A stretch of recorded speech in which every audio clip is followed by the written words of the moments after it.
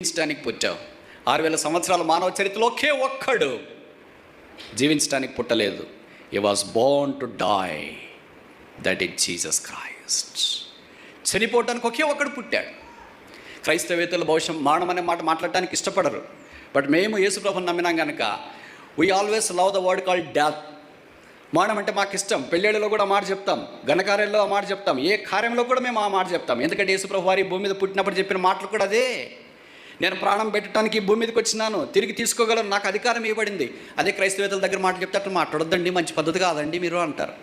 But we believe death, we like death because to the death we are going to be eternal beings. మరణం ద్వారా మాత్రమే మేము నిత్యత్వంలో ప్రవేశిస్తాం, పరలోక రాజ్యంలో ప్రవేశిస్తాం. యేసుప్రభు రాకడ ఆలస్యమైతే. So death is a passage. అదే మాకు బలానికి జ్ఞాపకం చేస్తుంది. యేసుప్రభు వారు మనకంటే ముందుగా వెళ్ళి మరణించి చనిపోయి సమాజ చేయబడి 3వ దినాన్ని తిరిగి లేచి పరలోక స్థలంలో మహామహుని ఎదుట సింహాసనాసీనుడైన